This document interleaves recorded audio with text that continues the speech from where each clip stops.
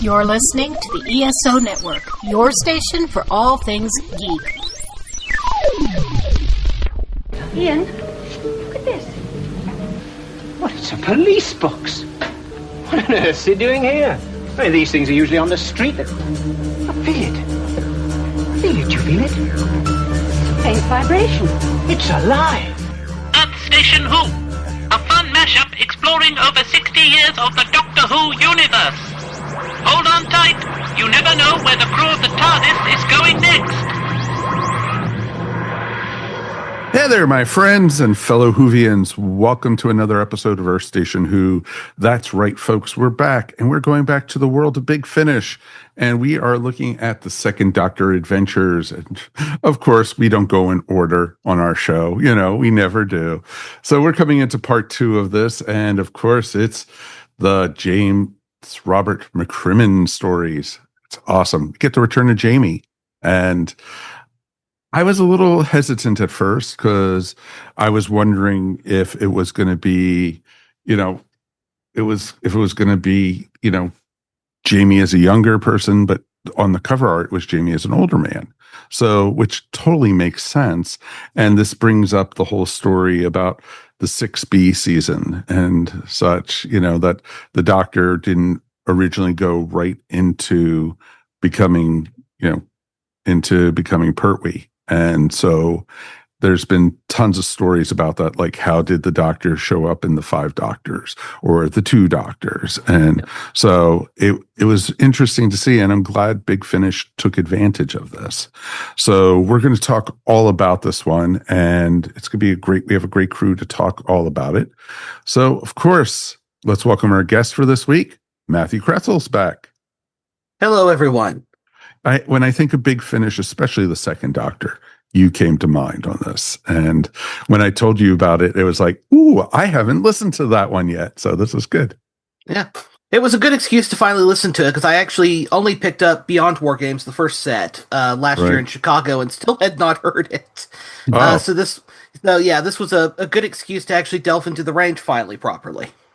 So did you listen to the first part before this, or did you for people who are completionists and stuff? Well, for time reasons, I went straight into this. I had heard Michael Troughton and Frazer Hines together in some of the other stuff. They're in Annihilators, which was a Third Doctor Adventures release. They've also done 2 of the Lost stories together, Death World, which is the original version of 3 Doctors, but also Operation Werewolf. So I had encountered them before, but not kind of in this context, in this range. So this was an interesting experience. No, that's cool. I'm glad you were able to do it. And yeah, I had heard them in the 3 Doctor story, the Third Doctor storyline. And I was like, where does this pop up? And so now we have context now because of it and everything. So We'll talk a little bit more about that when we're into it. And let's, of course, say howdy to our regulars. Mr. Mike Gordon is here. Howdy. I always love hearing that howdy. It's always a nice thing to do. Then my work here is done. Good night, everybody. Good night. See you, Mike.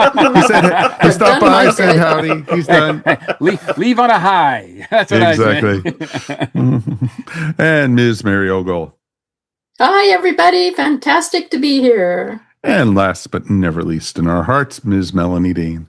Hello, fellow Whovians. I can't wait to chat Who with you. I like that. Is that your new catchphrase? I've been saying it since the beginning, but okay. Yeah. I know, but wibbly wobbly, timey wimey, forgetfulness, lots of things. It pops out. So we definitely would love to hear from you guys at home. Feedback at EarthStationWho.com is the best way to do it. And of course, we got an email from our friend Pete. So we'll talk about that. Shocker there, folks. So Pete is our regular contributor. We definitely would love to hear from more folks, but definitely. We will be spoiling the hell out of this one. It's been out for a couple of years, but you know what? We'd like to give you guys a little bit of warning and pick it up. It's worth it. Big Finish is such a great company to support and everything. So let's jump in with both legs because there's no news for Doctor Who right now. Just lots of speculation, and I'd rather talk about this story.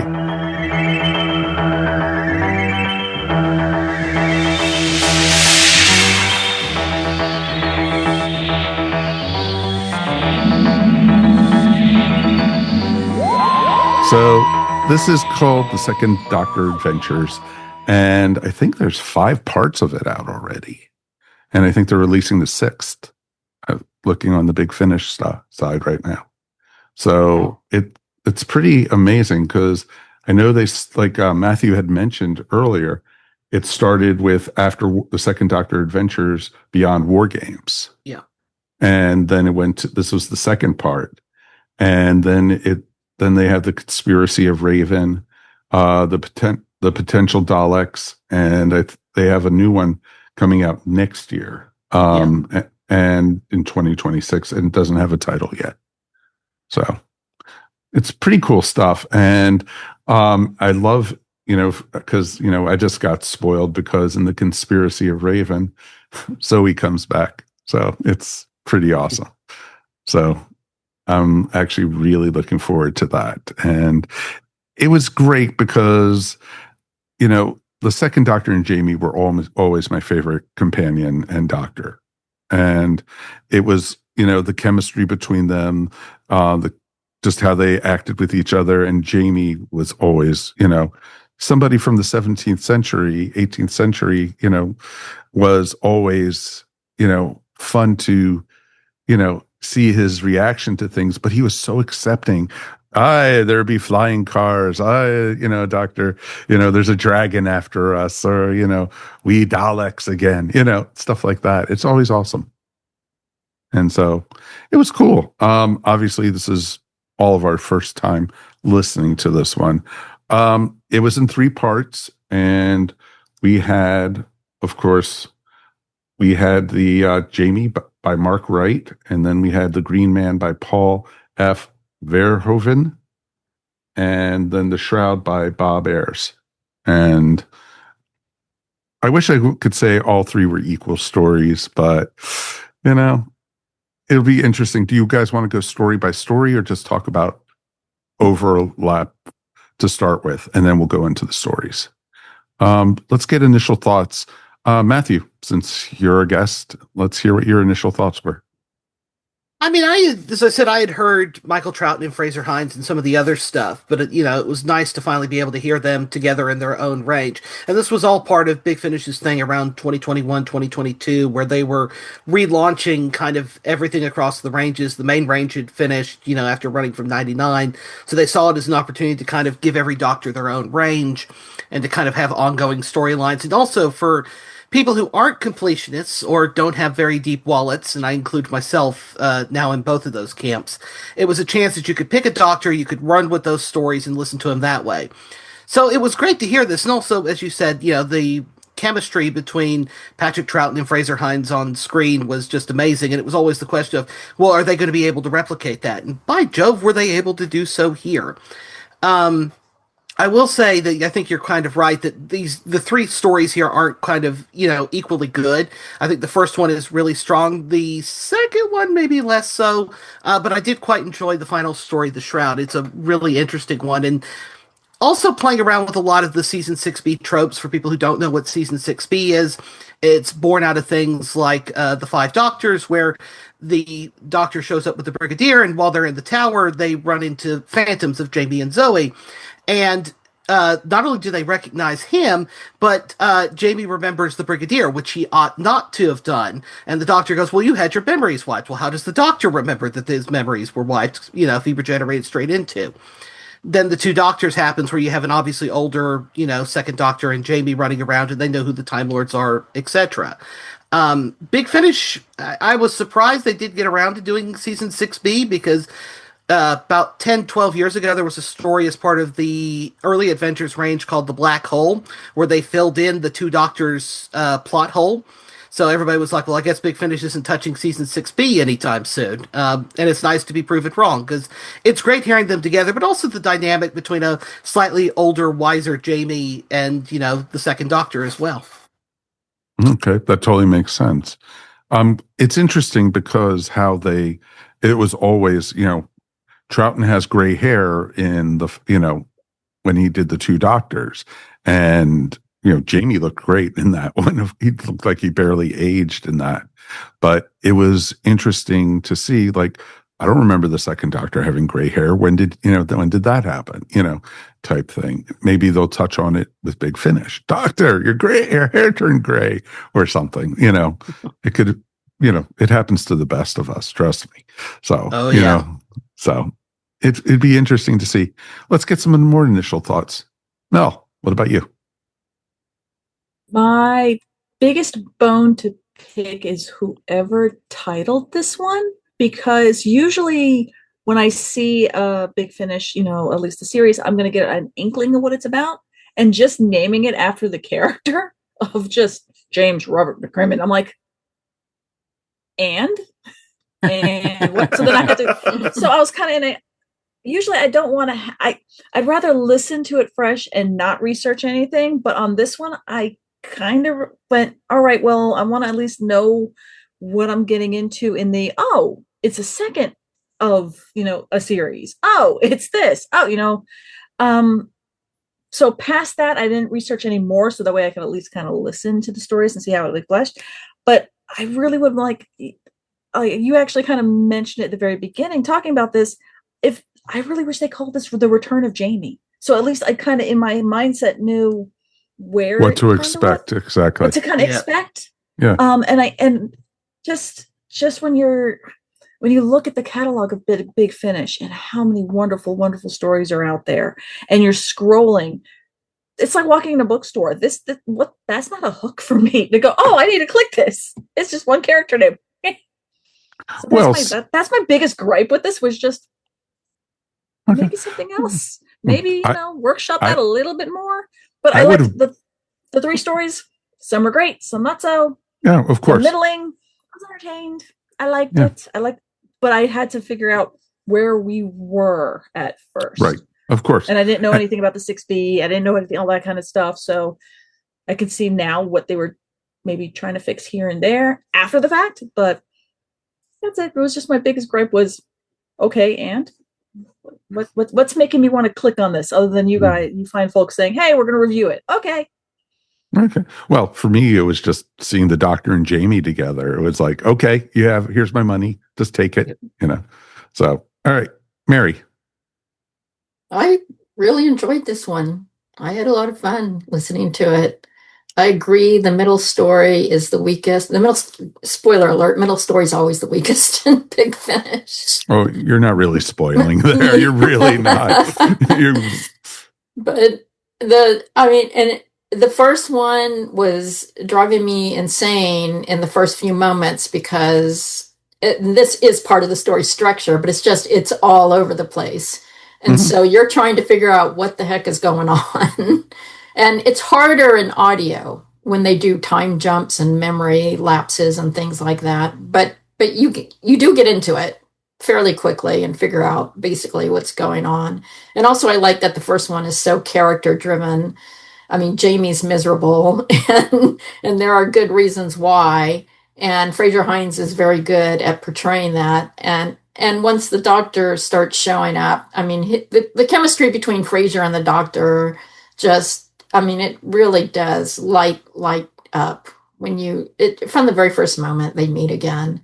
My nitpick with this one is that it's supposed to be an older Jamie, and it would have been interesting to actually explore how an older Jamie would be different from his younger self, and he's not that different. No, not at all. So he doesn't. I mean, we change as we grow older, and he's been through a lot. So he's not going to be the same person he was then, but they just completely gloss over that. But still, overall, I really enjoyed this one. Yeah, because I think it's something like over 40 years between the time he was sent back by the Time Lords and this story took place. Yeah, it's quite a while. Yeah. So, yeah, and people change in 40 years. If they change in 40 years. Well, yeah, exactly. That is very true. And it's interesting because you would have thought, over this time, like you said, experiences, wisdom with age, maybe, that's a whole different story. But or you know, even if it's not wisdom, even if it's bitterness, even if it, I mean, that would be understandable. Evie and he, but he regains, you know, something from traveling with the doctor. Or, you know, they didn't give him much opportunity for growth and change, and it would have been nice to have seen that. Right. Nope. Agreed. All right, Mikey, what about you? Yeah, I enjoyed this overall. But I will say, there was some issues. Certainly, I went in, Melanie's point, I went in cold. Like, I didn't know anything. I didn't even do research. Mel did some research. I didn't do research. I just was like, okay, well, for me, it's got Frazer Hines and Michael Troughton in it, and I'm like, okay, that's enough for me, because I think we've heard them before in other things, and they sound great together. It is weird. The dynamic must have, for them, it must be weird because it's obviously, when it was Patrick was older, like, and now Frazer's the older one, and yet, they don't, they just have to sort of have the same dynamic. To Mary's point, they have to have the same dynamic, which I don't know, might have been kind of interesting to switch that up, but that's not what people want. People want, to your point, Mike, people want Jamie and the doctor, the second doctor, together again, just like they were in those adventures. And if that's what you're looking for, and that's the selling point for this, because it's named James Robert McCrimmon, that's what you're going to get. So for that, if that's what you're looking for, this is a must. Now, while the stories do vary in terms of their quality, sure. But and certain stories highlight certain things. Like the second one, it might be the weakest one story wise, but it's got the most like chemistry between the two of them, right? That either of the other two have, right? So if you're really interested in the chemistry of these two, then I could see where the second story would be like a home run. Whereas for me, I thought the third story was the strongest out of the three here. I didn't really. To Mary's point, the first story I kind of was like spent most of the time kind of trying to figure out what the heck was going on. In addition to the time jumps, because this is the second part of the set. The Second Doctor Adventures, and there's a lot of stuff that happens with Raven and everything like that. Look, we got a lot to say about Raven. Raven. I'm okay. Like, look, I love it when the writers don't spoon feed you things, right? They act like you have a brain and you can catch up. But man, that first story really puts that to the test, because it assumes that you know a lot, not just about the Second Doctor Adventures, the previous set, which is what Beyond Board Games, is that right? Yes. Yeah. But it also assumes that everything that there was about the Second Doctor and Frazer, like about the Second Doctor and Jamie, like their origin, how they ended, how everything like about that run. And if this is your first foray into Big Finish, if this is your first foray into the second Doctor and Jamie, like, skip this. You need to do some homework first, because otherwise a lot of this stuff is not going to make sense. You will be lost. I mean, because I know some stuff. I don't claim to know everything, but I know some stuff, and I was completely going, when does this take place? What is going on? Who are these people? What is that really referring to this? Is that?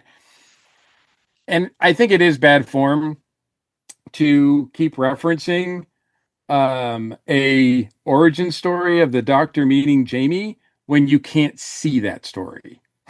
like nobody could, that story's been lost, right? I mean, you can read it. There's, you can see synopsis of it. You can, you can read the Target novelization and everything like that. But really, like, that story's been lost, and it's harder to find.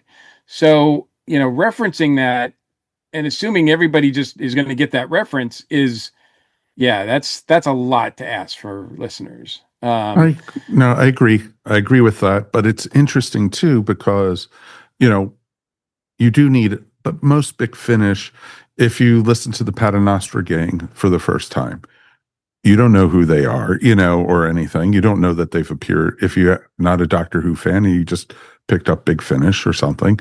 But a lot of they assume you know who these characters are too. Yeah, I mean, I wouldn't suggest anybody pick up the second volume of Paternoster Gang and know everything. So, right. But in this one in particular, I thought I wish that Big Finish could have done something to help. I think for some reason it seemed like the gap was even bigger for me because they start with a story that doesn't take place in any sort of time order. It's all over the place. So that adds to the confusion. So I don't think that helps anything.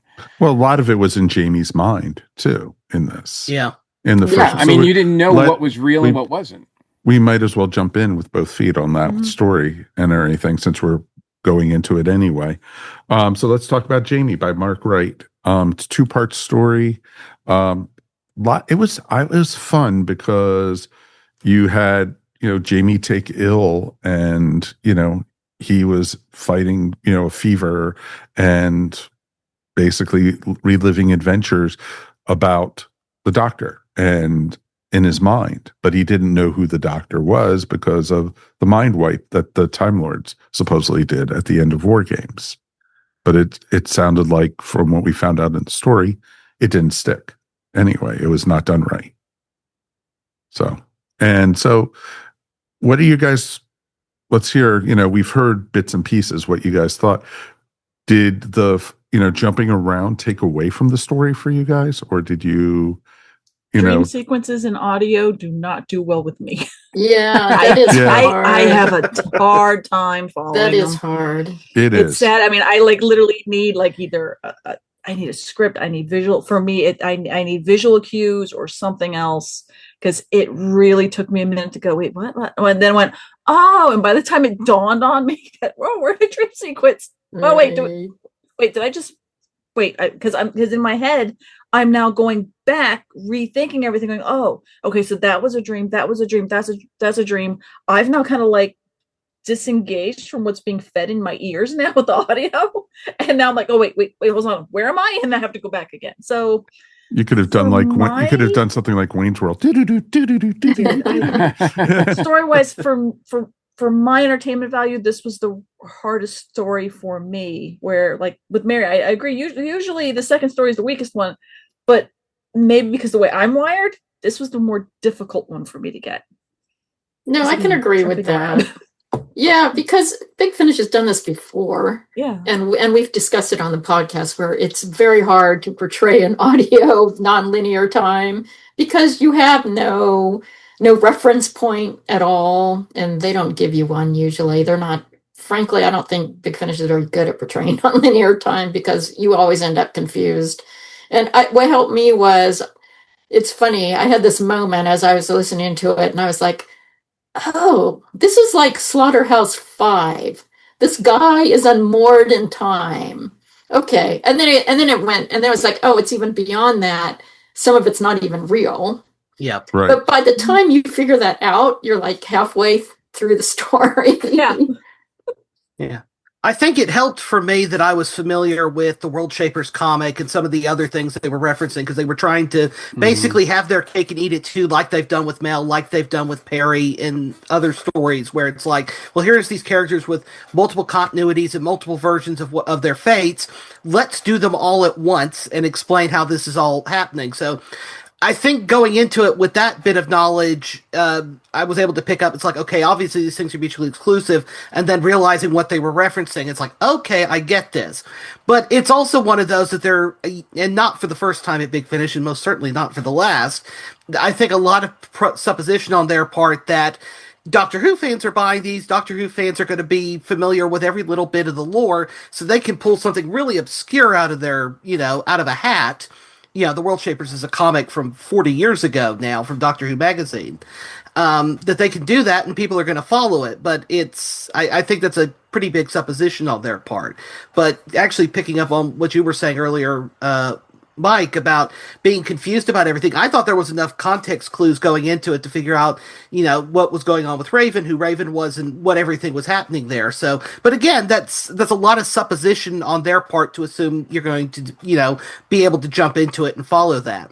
But again, this was the second set in a range, and the idea was people could pick and choose which doctors to follow. So maybe they were just assuming that if you were listening to the second set, you'd heard the first set. I don't know, but again, they're supposing a lot, and maybe not for the best. Yeah, I mean, I can get that. I mean, I got there was some clues there, and it is a fine line. I mean, it's a tough gig, right? I mean, under normal circumstances for anything, it's tough to tell a story and then balance that with needful exposition, right? And with audios, it's even more so because you have to sometimes explain what's going on. I mean, like literally in the picture, instead of just hearing explosions, you have to have somebody go, "Oh, that guy just blew up that plant or something." Like, you just have to say stuff like that where you don't have to do that in a visual medium. So it's a fine line, but I did feel like that the first story really just said, I don't care about that line at all. I'm just gonna and it just did feel like kind of a dream. And yeah, I mean, when Raven's introduced in the first story, because to me that was the introduction to her. I'd never even heard of her before, didn't know who she was, knew nothing about Raven. So I was just kind of like, okay, well, hopefully they'll give me some clues as to find out who she is. And you don't really get a clear idea, and you still kind of don't, even after all these three stories, exactly who she is and what she is. And there's some mystery there, but until at the very end, when the second Doctor actually kind of introduces her to Jamie and says exactly who she is as far as their relationship. And you can kind of tell from the interplay between the second Doctor and Raven, but really it's just a lot of, to me, that's the thing in most of it, because I didn't know who she was, and the character was written as this really obnoxious, smarmy, not likable person. I just really was annoyed by her for most of the story in the first part, and even going into the other parts as well. I don't know how she was introduced in the previous volume, but I was not a big fan of hers in this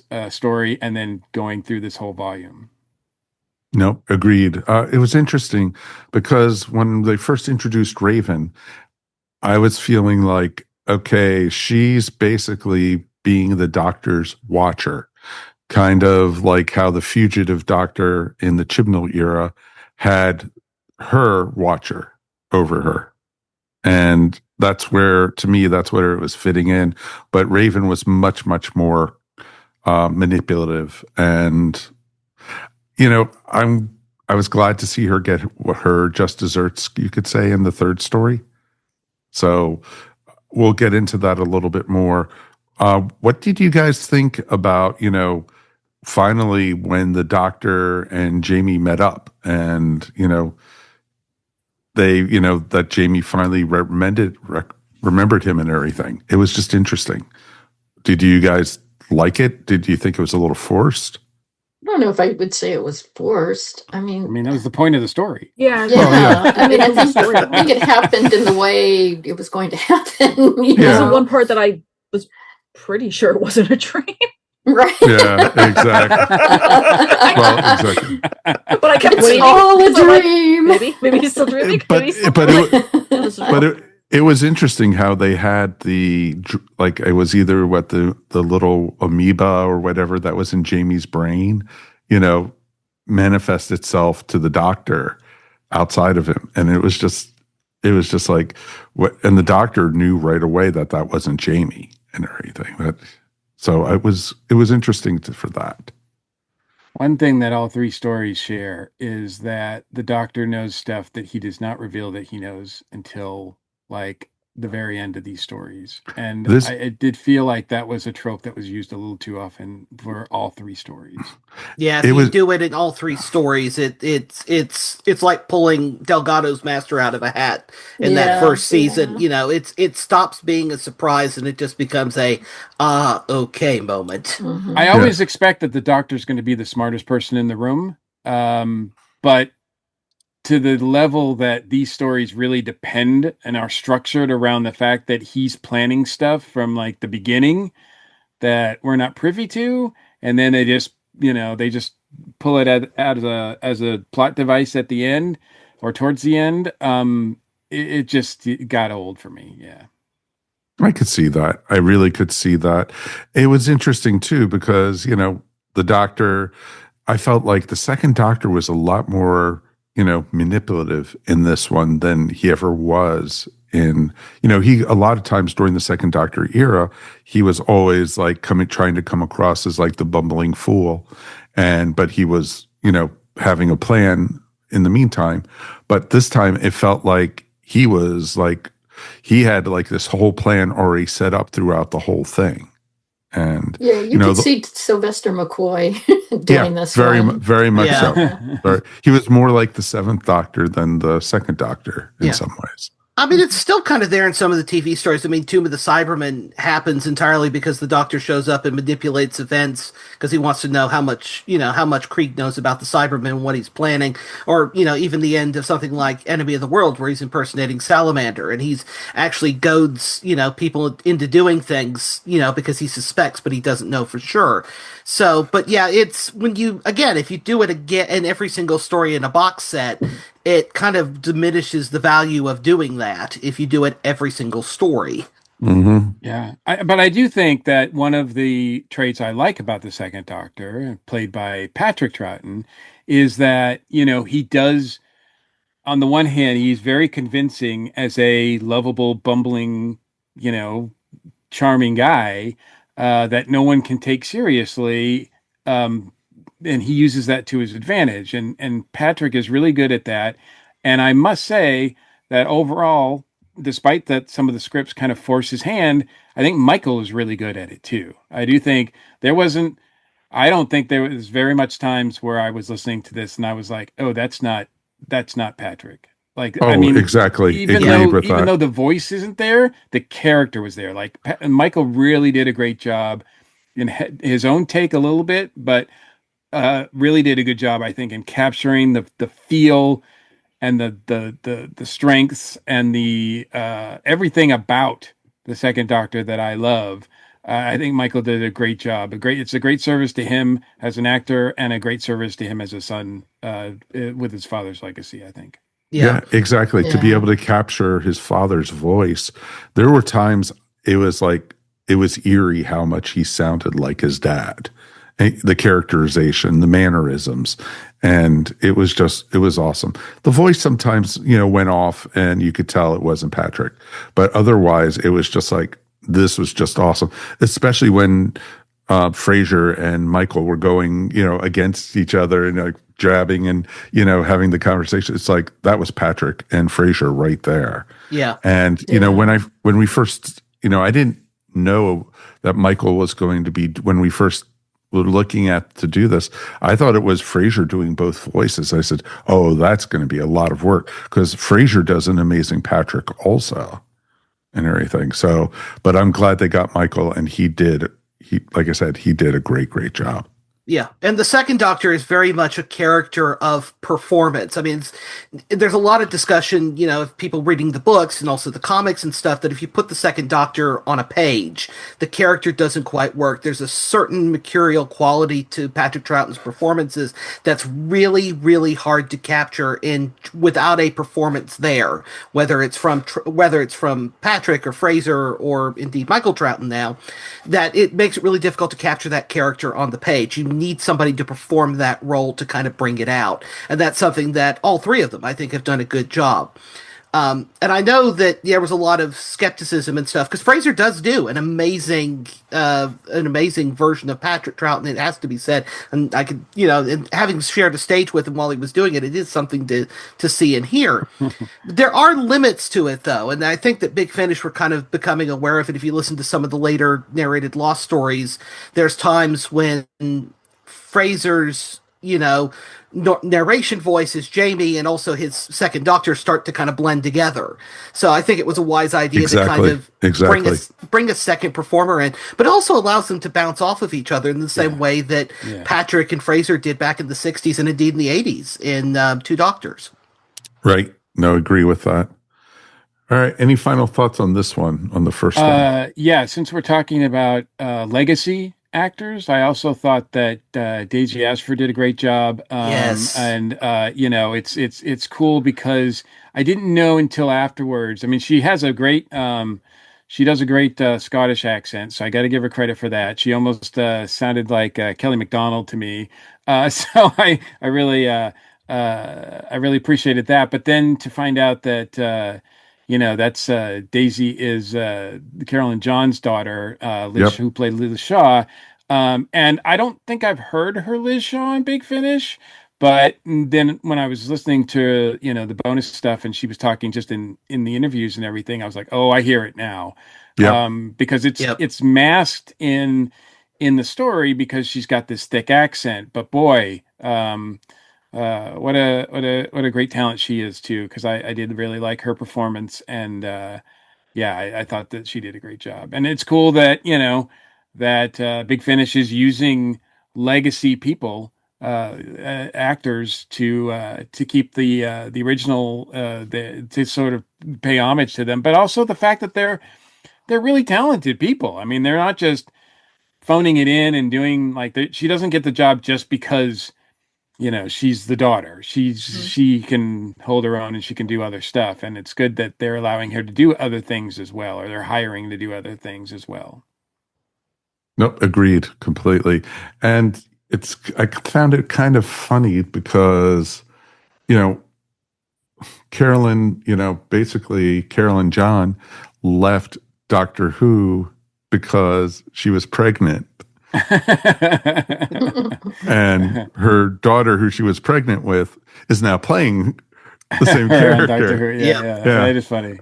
So, I haven't heard any of those adventures, but I'm kind of keen to. Although I will say that the voice that they have that does the third Doctor does not hit me as well. I'm not as convinced of his work as some of the others that they've gotten. Mm-hmm. Certainly not as good as I think Michael Troughton is. So that might take me a little while to get used to, because in these stories he's kind of we do hear him a bit, and I was just like that still is not working for me as well.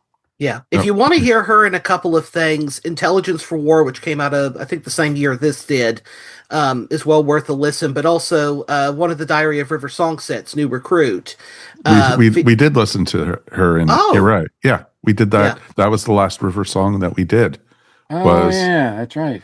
That and I had completely forgotten about that. Yeah, I was like, when you said you hadn't heard it, I was like, huh?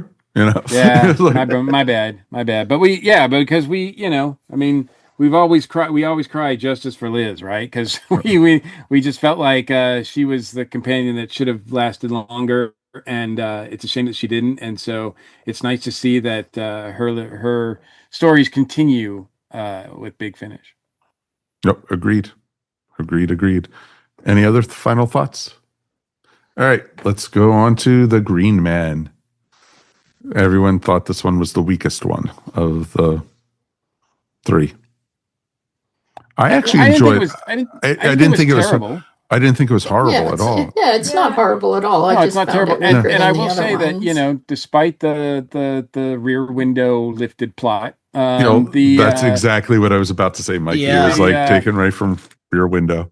Yeah, and they admit that, they admit that on the bonus material. They did that on purpose. That was on purpose. But like I said, to me, like if you want Doctor and Jamie hijinks and interplay, like this is the story for you, because I mean they are all over each other. I mean, we find out later they're of one mind, which is, I don't know if I love the ending of that, but it does. And I also noticed too, Mary, to your point, even though they don't really say it, it did feel like I did feel like Jamie was taking more chances and a lot more confident in his abilities and doing this stuff than he was in, like, when we see him on the TV adventures. So it did feel like there was an older Jamie at play there. But then I think they undercut that by saying, well, that's because he was in constant communication with the doctor and like telepathically. And I was like, well, I wish they hadn't done that. But at first I was kind of like, man, Jamie is just really confident, going in gung ho, which he's always been kind of brash. But in this one, you kind of felt like he could back it up more than, like, a lot of the stories. You're like, oh, Jamie, you can't handle what's coming. But then this one, you kind of feel like, yeah, he can. You know what the funny thing for me about that was, though, was I kept on thinking, Jamie is probably in his late 60s, early 70s in this story. And, and he's digging through the garden and, jumping over walls and stuff. I couldn't see my grandfather do that. He's fighting the crinoid, skinning it, and climbing into its skin. I mean, exactly. I was just like listening to it. It's like, Jamie's an old man in this, and it's not like he's the young, late teens, early 20s like he was on the TV show. Right. And so I was just like laughing about that, hearing, all the things he was doing. And it's just like, oh, you wish, dude, you wish. Yeah, it kind of would have been, you're right. And I think Mary made the point earlier where it doesn't seem like much has changed. And even though you want that same interplay, I think they should have kind of leaned into it more as like, look at Lemon and Mathau in The Odd Couple, and look at them in Grumpy Old Men. Like, that's the way they should have approached the Jamie Doctor relationship. They should be grumpy old men in this in these stories, which probably doesn't sell as many copies of Big Finish audios, but it still would probably be pretty fun, I think. Exactly. Yeah. No, I agree with that. Now I really want to see these two actors do The Odd Couple, by the way. Of course. Yeah, that would be great, actually. Yeah, I mean, I think one of the problems is it's hampered by the whole Rear Window thing, because it's not anywhere near as suspenseful as Rear Window is. No. And so, just throw... That's like one of the things where you come up with it in your first idea, and you're like, hey, that would be cool. And then you're like, no, that's not going to work. But that's not what they said. they kept trying, and it wasn't working. I mean, and they should have leaned in more with the whole interaction between Frazer and the Doctor. And maybe even, I mean, I'm not sure, like you guys were talking before about how something's always, in all these stories, something's revealed in the last few minutes. Like in this case, it's the telepathic thing. And you know what? If you're going to do that, reveal it sooner and then really lean into it. Because they weren't fooling anybody. We knew Jamie wasn't dead. Like that. Yeah. They didn't even in the audio, the music and everything didn't really it didn't go dark. As he really it died. Didn't go evil, foreboding type music. So I was kind of like, look, to Mary's point, if you're not going to do that, if you're not going to go all in and try to convince us that he's actually dead and play with that, then let us in on a joke. Let us in on exactly. it. I wanted to hear, after we got the reveal, I would have loved earlier in the story, Doctor, get out of my head, or something, I'm doing as best as I can. With that. Oh yeah, right. Exactly. And there were so many opportunities for that. The villain was very one-dimensional. It was like you could see right through it. And, and it was like the Chronoid eating, all the other guests and everything. Yeah, it was just very mad scientist. Exactly. Exactly. Sort of a story we've seen a lot. I also felt like, and I don't know if this would have continued, because we only get 2 stories before she has her comeuppance, but the sort of plots that have to so they come up with these plots and then they go, oh well, we have to find a reason that Raven would send them there, and so that makes it even more like clunky because you're just like, yeah, this doesn't really make any sense why the Time Lords would give and like care about any of this stuff and why Raven cares about it, and she just torturing them, is she just like, and then you just don't really care. I don't like torture just for torture's sake. And that's what felt like in this storyline, in this one. And, there was just like, I wanted to almost like slap Raven, type thing. It was just like, no, don't do that. Yeah, but it was she's just annoying. I love the reaction though, when they revealed that they were using the psychic connection and they're what, type thing. and then they sadly burnt them out of their heads. Ooh, ouch, yuck. So I do want to say that any criticism that I had about Raven shouldn't be passed on to Emma Noakes, because I think she does a great job with what she's given. Oh, she was having fun with it. She totally was. But I kept hearing in the bonus material afterwards that she would look at the scripts and she would be like, oh, well, I'm really interested in this story because we find out that there's more to Raven and she's actually got some vulnerability. And I'm like, what scripts are you reading? Because I don't see that, but yeah, she seems pretty much one-dimensional and annoying, really, in these. Mm-hmm. Yeah, I almost feel like they're trying to do Missy, but they are not able to walk that fine line. Oh, right. That Michelle Gomez walked. That's a good point. Where you're evil, but you've got some potential there to not be evil, and sometimes you even actively help somebody. But even Missy, for your own reasons, that never happens. Missy's pretty much BS crazy in a lot of ways. I would say Raven's pretty BS crazy, just in a different way. She's a narcissistic, She's narcissistic. Yeah. Yeah, well, they're playing with a different set of tropes because it's secret agents here. It's not, the other things, and it's playing more on. It's less M and James Bond as is. I'm going to be obscure British television here, but I know that Big Finish has done a series on it, so wouldn't be surprised if this was an influence on it. Callan, the show from the late 60s, early 70s. The relationship that the Doctor and Jamie have with Raven is very much Callan's relationship with the Control character in that show.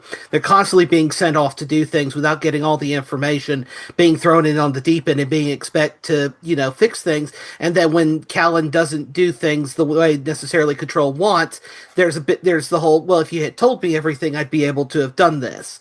So I think that's more of the interplay that they're going for here, rather than, trying to play, evil Time Lord with good intentions or whatever. But, I mean, there's a whole history of rogue Time Lords and also the Gallifreyan CIA, which is all going on here as well. Yeah, right. And I think we can all, unfortunately, relate to, managers or bosses that we've had that give us just enough information to fail, right? Like, so, like that's what their job seems to be. So, so on that point, yes, she's somebody you can identify with, like, oh yeah, I recognize that, but that doesn't make me want to have her part of the stories anymore. Well, exactly. Because it just gets aggravating. Because it gets aggravating, and each story she's setting the Doctor up to fail. She wasn't. It's the same thing every time. Every time it was like a lose-lose situation, but the Doctor was able to pull it out, each time and, get ahead of her. Right. And despite her smugness and the acting, they don't write her like she's the Doctor's equal. Like, I never get the impression that the chemistry between her and the Doctor are one of really interesting. That's the difference between, Mary, you pointed it out, that's the difference between Raven and Missy. Because with Missy, you're like, oh, this is a character that can go toe to toe with the Doctor on every level, and you never get that with Raven. Yeah. Agreed.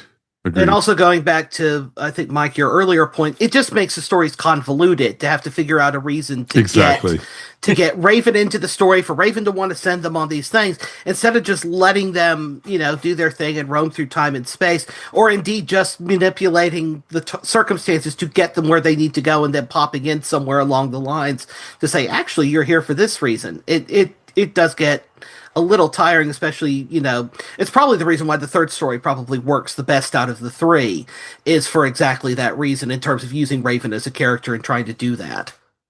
Well, exactly. The Doctor was playing in the third story to her ego. You could be the one who, is the hero in this one. You beat, the bad guy. You beat the darkness and everything like that. And it was just really interesting with that. And I thought it was just like, there was possibilities, but it was just like not played out as well. So let's go into the third story, actually. So nice segue, Matthew. You're welcome. Thank you, Matthew. You were awesome. Impressive. Wasn't necessarily what I was aiming for, but you're welcome. Yes. So the shroud. So yeah, because to piggyback on what Matthew's talking about with the shroud, I do like the fact that the shroud has a little bit more to do with Raven, but the thing is, she doesn't come in until the third act, right? And so at the beginning, you're kind of like, well, why are they here? Are they supposed to be doing something? And did Raven send them? What's the purpose of this? And so you're kind of going, are they on their own? And so you don't even really hear from Raven until the very end, where you realize, oh, this has everything to do with Raven and the Time Lords. This would have been kind of some nice information to know before, I think. But other than that, I thought the story itself had a lot of interesting elements to it. And I really like how a lot of things played out in this story. And I do think that it was the strongest of the three. Mm-hmm. It was the most fascinating because you have, the miscommunications between the alien force and the humans on the base and, or colonists. And they assume that the shroud was sent by the squid people, and that's a term we don't use around here. How dare you, sir? I'm edgy that way, so it's okay. But he's reclaiming it for them. Exactly. I did love the line about, "It is okay. I have experienced human prejudice before." I love that. Hey, I don't know awesome. anybody who doesn't have tentacles shouldn't be using that term. That's what I'm saying. Well, we've been meaning to talk to you, Mike. So there you go. It was interesting. I liked it. I knew the Doctor knew something was going on, that everything wasn't what it seemed like. And this one was the most mysterious. This one, had tension in it. It had, you had, trying to guess where it was going. And I liked it. And I liked how, and this happens all the time on Doctor who you think is the bad guy isn't the bad guy. They're there to help. And, it's just misunderstandings. And that happens more in real life than not, actually, a lot of times. So it was real interesting to see. And, I like how the Doctor was like, again, like we've said, the Doctor almost knew right away what was really happening. And that was part of, I would have liked him to have discovered a little bit more in this one. But, that's just me. Yeah, I mean, this one frustrates me a little bit, but because and I think it's just mostly plot-wise. I mean, it's a base under siege story, and there's nothing wrong with a base under siege. No, they're always story. Fun. But it just keeps sort of maybe it just throws in one too many cliches or something. But I mean, don't get me wrong, I still enjoyed it. And actually there's like some of the secondary characters were more alive for me in this one. Like when Danya dies, I actually, I felt something. I was like, oh no. And and it's especially tragic when you find out she basically died for nothing, because what she thinks is happening is not what's happening. Right. Yeah. But it's a scientific, like the blindness thing or the darkness thing, that's a science fiction trope that happens a lot.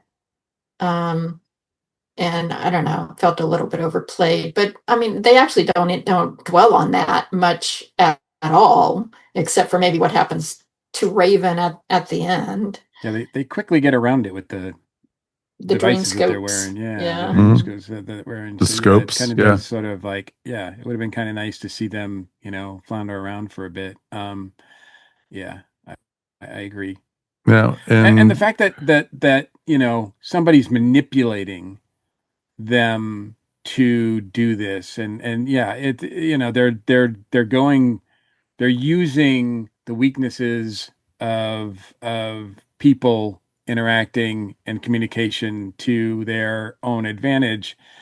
I was really disappointed to sort of find out that it was, Eskandar, is that what we're calling Iskander, yeah. Yeah, Skander. that was doing that, and it wasn't like Raven, because I was like, for Raven to really get her comeuppance, I really felt like she should have been like the main baddie here that was manipulating everybody.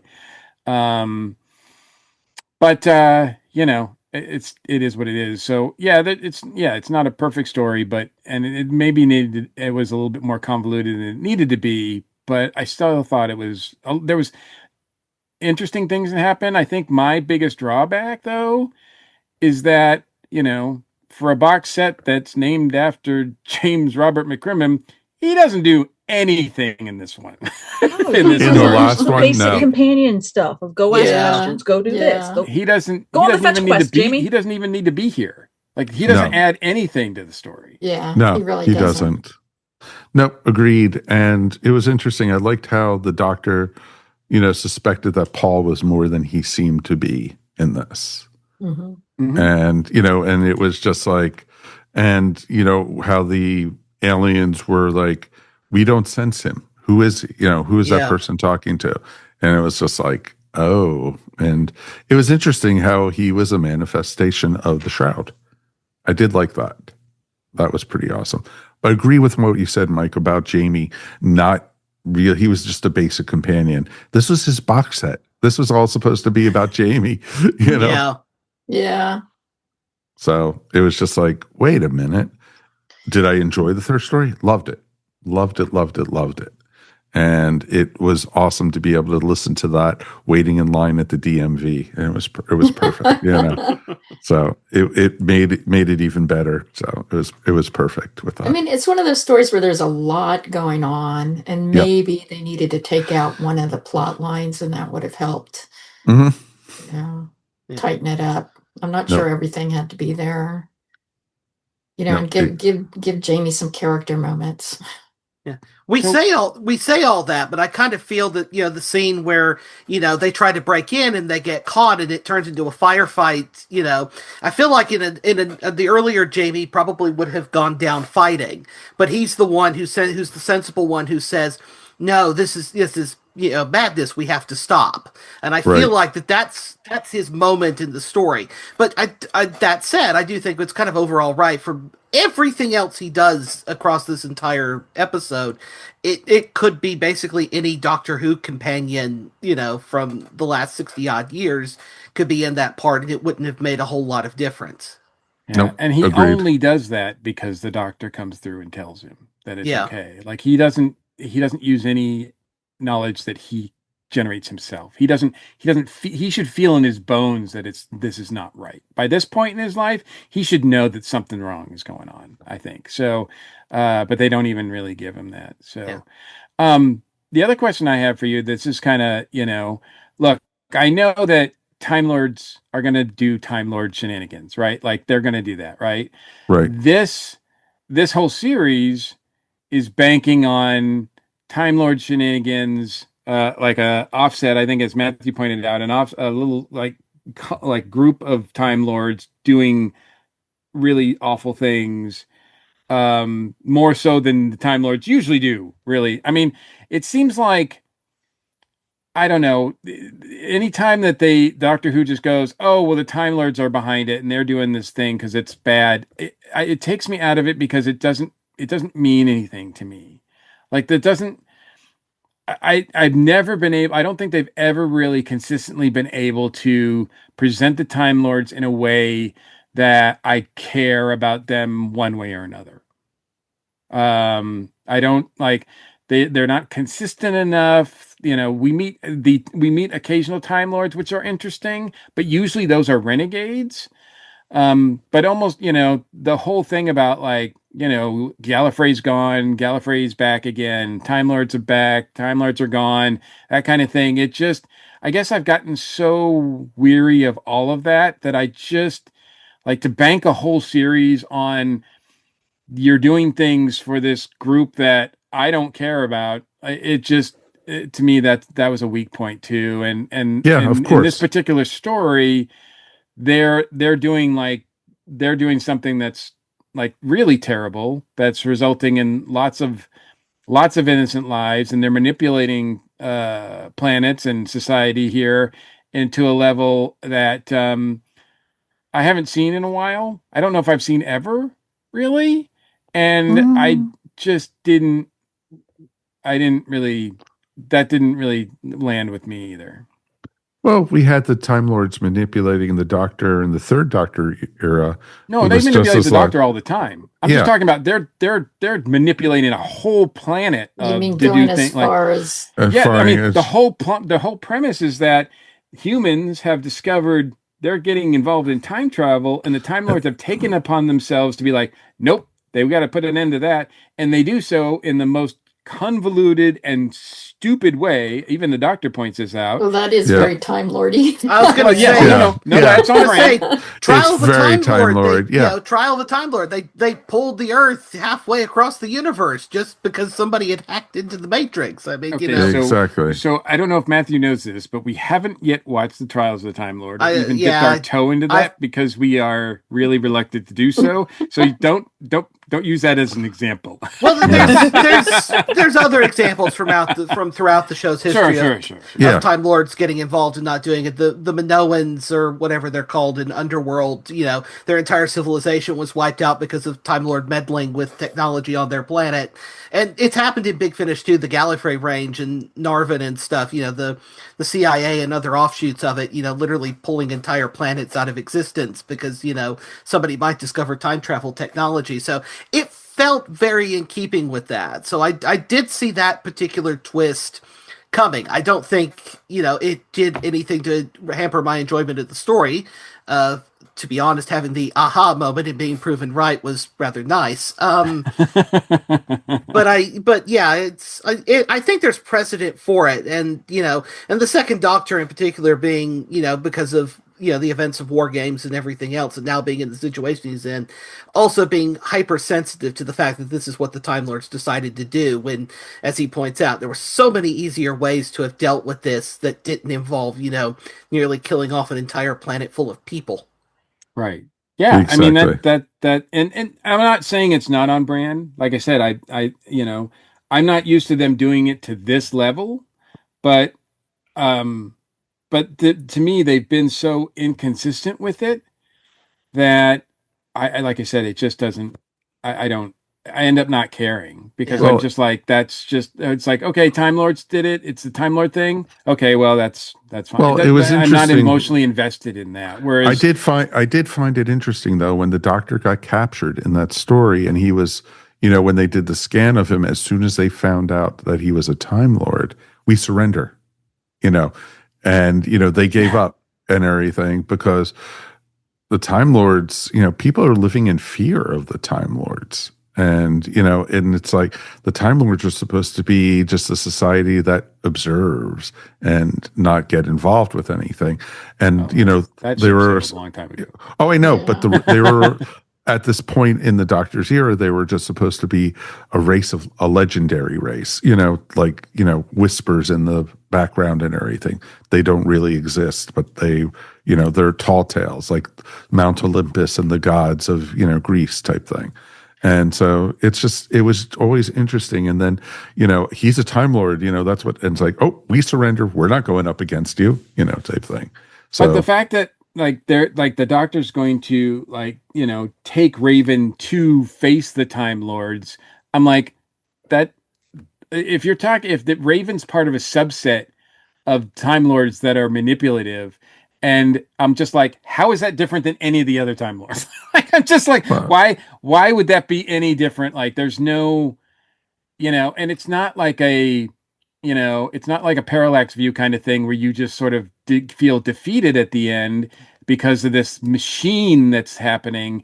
They don't even kind of give you that element to it, which I would have probably appreciated more than just, and maybe as this series continues, maybe they do get there, because Well, I think the next series would continue onto that. And they kind of hinted that you haven't seen the last of Raven. So who knows no. what would happen after this. But as far as, just like, Time Lords did it, I'm just like, I can't Yeah. get invested in Well, it's interesting because, when Paul took, Raven at the end, and technically the Doctor and Jamie were free, and then let's go try to go wherever we want to go, Doctor. And then you hear, typical, the TARDIS going off kilter, of course. And, that's where they ended it, which they used to do all the time during the Second Doctor era. They always went into the next adventure in that type thing. So it was interesting to see. And it got me curious. Oh, I want to listen to the next part. I want to find out what happens. I want to find out what happens to Raven. I want to see, how does Zoe get involved? How do they end up on the moon base or wherever and run into her? I just found that real interesting, and it'll be very curious to see. And it did whet my appetite for it, and that's a sign of a good adventure. So, I think there's a reason why RTD got rid of the Time Lords when he brought Doctor Who back. Let's retcon these guys right away. Yeah, I think that's why a lot of creators do that, and then some creators, I mean, look, I love Stephen Moffat's era, but man, I don't know if anything really benefited from, like, as far as the Time Lords go, from his run either. So, I mean, to be fair, Doctor Who, since about 2000, even before RTD came in, I don't think it's known what to do with the Time Lords. I mean, the Eighth Doctor books blew them up at one point. The Doctor was one of about 5 or 6 who were left in the whole universe. Modern Who keeps going back and forth on them, and of course, RTD retconned them out of existence and then brought them back just to turn them into, intergalactic suicide bombers. I mean, it is, Modern Who doesn't know how to deal with the Time Lords, and that is, straight through into, through Moffat, through Chibnall. We haven't really dealt with it to an extent with RTD2, and we might not based on what's going on at the moment. So it doesn't surprise me that, the fiction, beyond that, the spin-off stuff like Big Finish, hasn't had any idea what to do with them either. No, because usually it's based on, like, whatever the creators or the writers were inspired by the stories that they like. So depending on what era, what companions and everything like that got them into Doctor Who, and what they like about Doctor Who is going to reflect. So that's why you get so many different versions, which I don't mind either. I mean, it's like Big Finish continuity doesn't have it has the luxury of being, like, more open-ended, even though you could argue that the series has been pretty open-ended as far as continuity goes. So, and consistency. So, but that's part of the fun, I think. So, yeah, that's not what I'm coming from. But, to your point, I would be curious to listen to more. I really, really like the interaction between the Second Doctor and Jamie enough that I would. And look, as much as I'm criticizing some of the stories, I did find them all really interesting. They went by. I was not bored by any of them. And I would listen to more. I thought they were all pretty solid and fun. Mm-hmm. I'll probably go back first to listen to the first part, so I know how they got involved with this. And that's the first part didn't have Jamie. I know. But yeah, it's called Beyond War Games. So definitely check it out, folks. It's available. I think right now in the States it's $26.79 for the download. Not too expensive and everything. So definitely check it out. Let's go ahead and start rating this one. 1 out of 5 TARDISes. 1 being the worst, 5 being the best. We're going to rate the whole series, not each episode. So let's do that. It would just take too long to do the other way. Yeah. All right, Mel, you're up first. I would give it for me a solid 3. It wasn't the best. It's not the worst. I got confused in the beginning, so I'll probably, listen to it again because now I know kind of where we are when it comes to the dreams and stuff like that. And one thing I wanted to mention about the Shroud was of the 3, I felt like the musical score, the sound cues, everything else was much better in that one. So I felt more immersed in, the planet and knowing what the darkness is. I felt like there was more atmospheric kind of fun with that, and they really lent in with their music, the scoring and everything. So sure, totally makes sense. Overall, 3. It was fun. Matthew. Oh, doing a quick bit of math and averaging everything up, I'm going to give it a 4, I think. I think it's, it gets more right than it does wrong. I don't think it's perfect by any means. I think that middle episode brings it down a bit. But I think when it gets things right, it gets things right. And also the chemistry between Michael Troughton and Frazer Hines kind of recreating the kind of, how they were with Michael's father in the 60s. I mean, it's a lot of what I could have asked for from the set. And from the series, and indeed I want to go back and finally listen to Beyond War Games. It's been sitting here for the better part of a year, so it's doing something right, I think. Okay, fair enough. Mary? I think I'm also going to give it a 4. I mean, overall, I really enjoyed it. It kept my interest throughout the whole thing. It never really dragged for me. I wouldn't recommend it as a first-time foray into Big Finish, but I would say if you're a Second Doctor fan, and especially if you love Jamie, then I think you're really going to enjoy this, and you're going to be impressed by how Michael Troughton and Frazer Hines recreate that chemistry. They're both really good. Most of the acting in this is really solid. I mean, as annoying as Raven is, the actress is great. Yeah, I mean, she's really running with it. It's not her fault that she wasn't given more than one note to do. Mm-hmm. And I can see her desperately trying to look for the vulnerability in Raven. Yeah. But, it's not really there. Maybe it gets there in the next one. Who knows? She's very one note. But that's, I think, the problem, like the whole Time Lord problem we often have, is that they are cardboard cutouts. We don't really get to know most of the other Time Lords. They're usually very one-note characters. So, but overall, really enjoyed it. I would recommend it, so I'm giving it a 4. Okay. Mikey? Well, if we were just ranking it based on the chemistry of Frazer and Michael, I would give it a 5, 6, 10, whatever. But I mean, that's solid. So if you're a fan of the Second Doctor era, particularly working with Jamie McCrimmon, then this is a must. Although I would suggest, even though Jamie's not in it and I haven't listened to it, I would suggest starting with the first volume. And then going to the second one, just because I think it would be less jarring, and maybe watching War Games again. I don't know, but all 10 parts, listen to it, or watch it. It'd be great. You guys just watch the short version, right? So that's you can. There's an abridged version, right? So, but otherwise, story wise, and everything else, it's gonna put it down for a 3 to me because it was fun. I can't really feel like I'm going to revisit this. I'm kind of curious to see where it goes, but not like if it wasn't for Michael and Frazer being part of it, like if they weren't in the next volume, I'd be like, nope, I pass. Because I don't really care enough about Raven and her story. So it's a solid, it's fun to listen to, but Big Finish, we know is capable of much better. So I just 3. That's average. Okay. For me, I'm going to do 4. I'm going to agree with everybody. There were some weak points, but the chemistry between Michael and Frazer were just amazing. It felt like his dad was up from the grave, and literally, they brought him back for Big Finish, which was pretty awesome. It was a lot of fun. The stories were not evenly paced, but I enjoyed them all.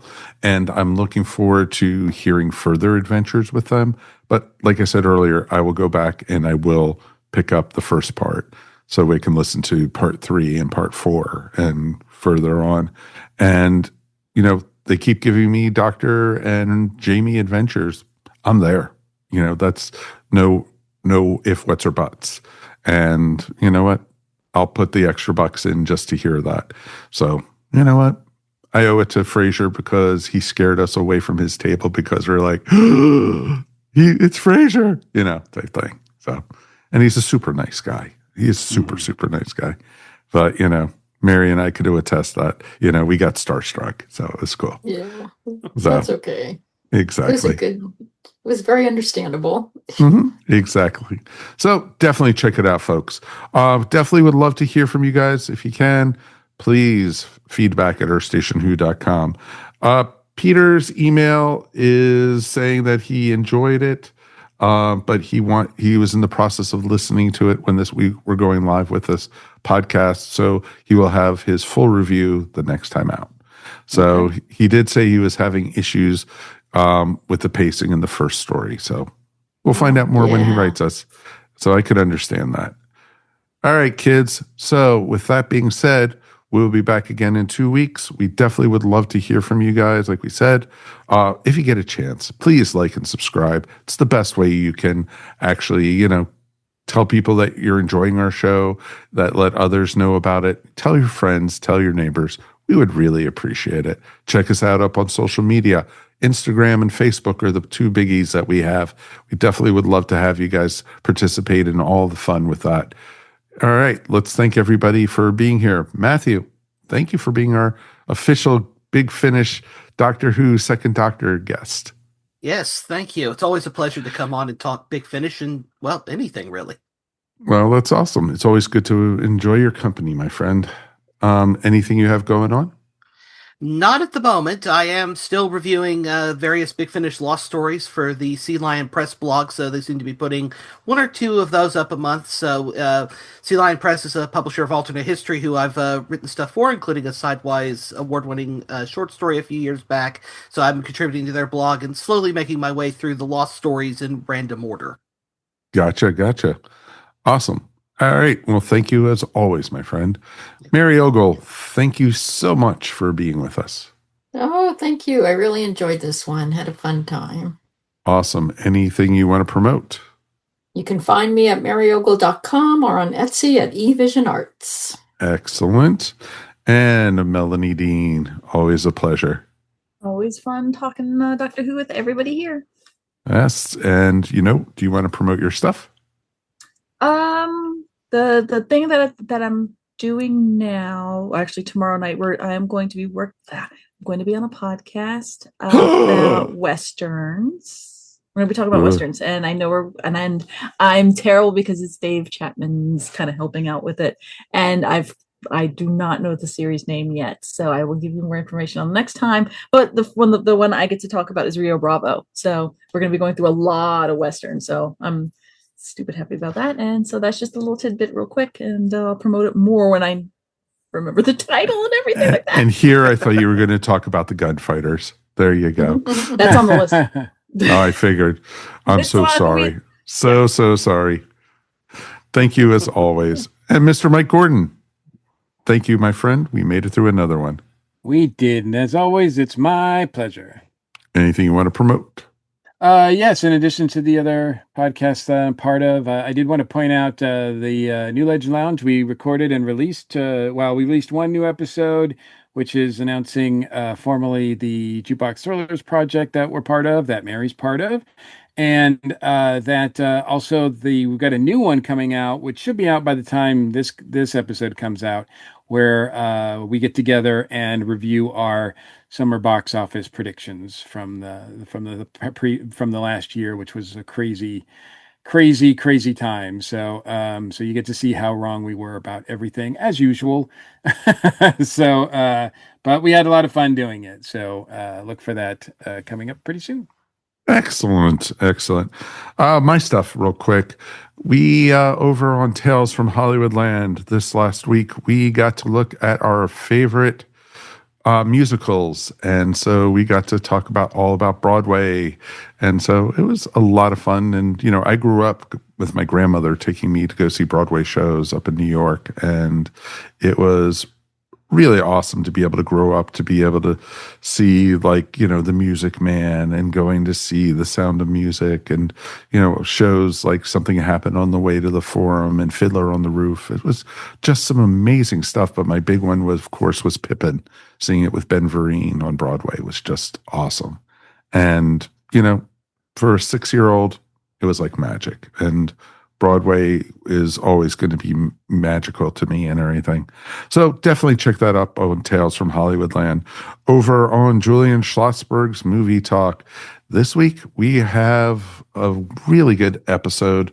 We have, of course, filmmaker Barry Sonnenfeld joining us once again, talking about The Addams Family, Get Shorty, and Men in Black. It's a lot of fun to be able to hear his stories about, you know, working with the Coen brothers and, you know, items like that. So Julian and him have a great conversation. So you definitely could check it out. So please check out those podcasts wherever fine podcasts are found. We will be back again in 2 weeks. And we are going to be, of course, next time we are looking at an amazing tale. We are looking at The Planet of Evil with Tom Baker's Fourth Doctor. So we're going to be hopping around again with that. So it should be cool. Of course, us do anything in order? God forbid. No, never. We haven't done it from the beginning. Still not going to do it now. So, you know, unless we reboot the series and start with the very first episode, we could do it all over again. Keep us away from Trial of a Time Lord. That's all we say. So, of course, and it's wonderful to see everybody. I hope everyone is enjoying fall. It's still too hot to be fall here in the eastern United States, but I hear it's on the way somewhere, maybe, possibly. On behalf of Mike Gordon, Melanie Dean, Mary Ogle, Matthew Kresal, and myself, Mike Faber, we'll see you here next time on Earth Station Who. Peace and Olanzi, my friends. Ciao. Bye. You have been listening to Earth Station Who, a pop culture podcast dedicated to all things Doctor Who, featuring talents from throughout space and time. All topics on the show are the sole opinions of the individuals and are to be used for entertainment value alone. You can subscribe to our show wherever fine podcasts are found, or check out our website, EarthStationWho.com. Don't forget to check us out on Facebook or Instagram, and if you enjoyed the show, please write to us at feedback@EarthStationWho.com. Thank you so much for listening, and we will see you on the next journey of Earth Station Who. What is the Flopcast? Is it just a weird podcast about cartoons, music, TV, comic books, movies, chickens, and stuff from the 70s and 80s you thought nobody but you remembered? Yes. Will it be the dumbest half hour of your week? Probably. The Flopcast. We will waste your time.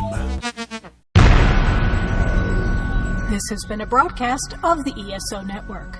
Be part of the crew and help support our shows by donating to our ESO Patreon or by shopping at the TeePublic store, which can all be found at www.esonetwork.com.